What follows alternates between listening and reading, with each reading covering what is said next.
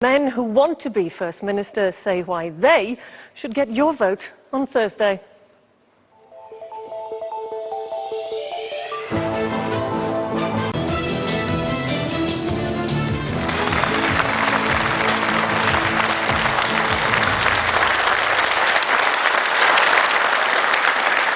Good evening and welcome to Wales Decides 2007. Well, tonight I am joined by an audience from all across Wales here in the Coal Exchange in Cardiff Bay.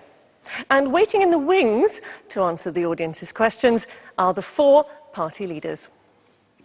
Well, there's a lot at stake in the next few days as the polls suggest that opinion has been shifting. And tonight we'll find out what people told our opinion poll about the leaders themselves. So let's introduce them, starting with the Liberal Democrats leader, Mike German.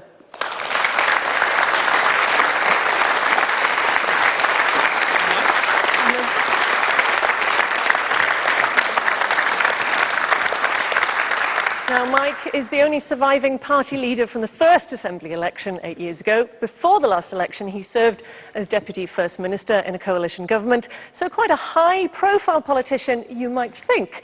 Our pollsters asked people how they rate his leadership. Well, 43% think he's doing a good job, and only of Wales.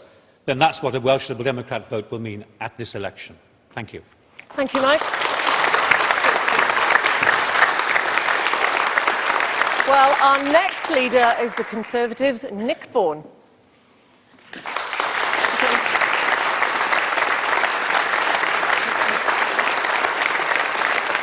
Now, Nick, I'm afraid, didn't do too well in our poll, with just 28% thinking he's a good leader and 31% a poor one.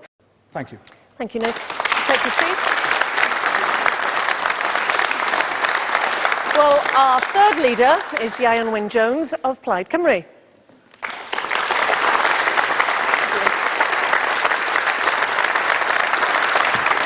Well, how did Ieuan do in the poll? Well, he enjoys a 47% approval rating, more than double those who think. Thank you, Audrey.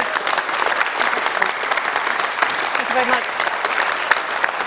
Well, we've heard from our panel. Before we go to our studio audience, we're going to have a quick word with our very own in-house awkward squad. We have, of course, our political cartoonist Mumph and our political pundit Gareth. Mumph has been busy drawing for us, and you've got your own take on the four party leaders, so tell us what it is. I've been looking at them carefully, obviously, for the last 4 weeks, and it's just an overview, a quick overview of the kind of problems they've had during the campaign.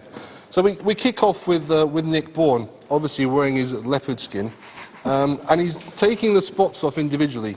And as he takes them off, he's saying, they'll vote for me, they'll vote for me not. They'll vote for me, they'll vote for me not.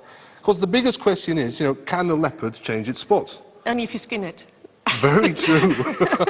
And what's the flag? Well, that's a bit of a dilemma, yes, by all means. It's the Red Dragon and the Union Jack, very close together, but which one gets precedence there? That's the big question. I mean, has Nick Bourne come up with a special formula to, to unite both flags? It's to be seen. It's to be seen. So who else? We've done all the others. This is, Rodri Morgan. Yeah, Rodri Morgan, he was here now standing up. He said he told his Labour were a grown-up party. Well, I actually drawn him in a very eerie kind of atmosphere. He looks a bit like a vampire. What's he saying? Well, it's all about political scare stories. And he's actually saying, when you vote, be afraid. Be very, very afraid. I thought he was looking a bit pale earlier. But it's a very negative policy for such a big party. It's been quite a negative campaign, hasn't it? Yes. Who else have we got? This is Ieuan Wyn-Jones. Yeah, Ieuan Wyn-Jones, the Party of Independence, Plaid Cymru. And basically, I think the last 4 weeks, they've kind of swept independence under the carpet. I wondered why I had a broom with him earlier. And who's the last one? Mike German, of course, last but not least. Mike German, the so-called kingmaker, from day one, he's the guy who's always going to be in power. And it's as if he's been holding a gun to all the other parties' head. And is it quite possible, that he may well have shot himself in the foot with that same gun? Well, we'll have to wait to see if he's limping on Friday morning. Mumph, thank you very much. We will, of course, be coming back to Mumph, who's going to be drawing cartoons for us during the course of the show. We'll come back to Gareth. But now it's time to go to our studio audience, because they're eager to put their questions to politicians. And our first question is from retired consultant surgeon John Phillips. John, what's your question? Hi, thank you. I ask the question now that I've asked many times before and will continue to ask, and that is, can you give us in the health service and the public a reassurance, a firm one, that no reconfiguration of hospital services will take place until the services in the community are firmly established? We're tired, after 50 years in medicine and 20 reorganisations associated with terrible seismic convulsions. You've lived through 20 reorganisations already. Reorganisations, yes, I'm still here. Only just. Only just. After all of that. I was 6 foot. Well, let's see what the panel have got to say about the issue of reconfiguration then. Nick Bourne. This has been, I think, the single biggest issue, as it had started at the beginning. So what would you do, Nick? What would you do if you were in power? Just coming to that, I can give this undertaking, and it's number one on our pledge list, that we would... Coming to that, well, nothing's set in stone forever, I accept that, but the whole basis of Wanless was that a political consensus was needed. There is no any parts of Wales in relation to this reorganisation. We'd stop it. Mike German. Well, I think the answer to the question is absolutely straight a yes, because in exactly those words, I think the people of Wales have been let down right across Wales by a government which seems to be intent on making changes when what we need is stability and making sure that we have services... But you have said where it's necessary to reconfigure indeed, that you will. But it's the way in which you do it which has gone entirely wrong in this whole process. What we have found is that people should expect to have a service locally driven where they can get that healthcare they need in their locality. And that's the first... The rest of the panel, thank you. Ian Wynne-Jones, you would stop reconfiguration completely? Yes, we would. And the reason for that is that it's been done in entire... So the strategy for us... strategy or a place-by-place strategy? No, I think there was a second part to the question, and that is you've got to invest in community provision. Rhodri Morgan, this issue is the one that's coming back to bite you, isn't it? The hospital reconfiguration issue.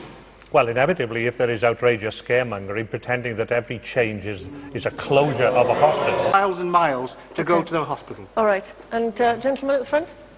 You're talking about reconfiguration, but you're letting down your own supporters. There's a lot of Labour supporters in the valleys of a 21st century standard. And one quick point here from the lady in the front. I think the Welsh Labour have been very realistic. They have taken the realistic approach with the realisation that sometimes it is expedient to have centres of excellence to travel. OK, I'm going to have to stop you there because we're going to have to take a short break now. But when we come back, we'll see what you think of the idea of some of these guys working together. They don't like to talk about it, but they'll have to strike some kind of deal after the election. So don't go away.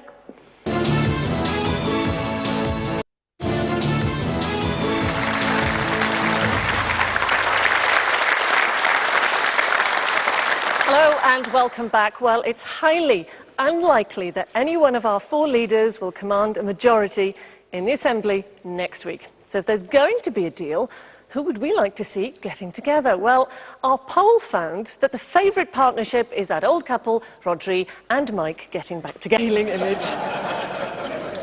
Oh dear, oh dear. Well, let's ask our panel. They might actually tell us that you've all been dodging this question like mad all the way through election, all your candidates, you've been ducking and diving.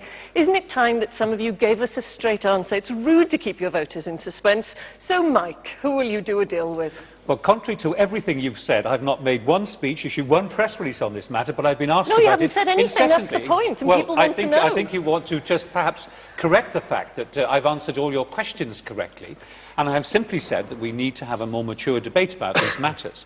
In a situation where we have a semi-proportional system of voting, it is going to happen that parties are going to have to work together, and that's a sane approach to life because that's what the people of Wales choose. But it's their decision, not ours, as to what happens in an election. What you're going to do. And we have said quite clearly, and I will say it again, and I've been saying it for the last year, and it's a very short sentence, and it goes like this. It is that we will work with other parties to form a stable government for Wales based upon a programme which has Liberal Democrat principles in it. Full stop. OK. Clear as mud, Mike, I'm afraid. Well, what is unclear about that? Nick Bourne. It happened before. What's unclear about it? Nick Bourne. Yeah, well, again, I think I have made my view clear. But what is important before May the 3rd is that the people of Wales vote. Yeah, but one of the ways they'll decide is they want to know if there's not an overall majority, who's going to work with who, which deals are going to be made and which policies are going to get through. I want to be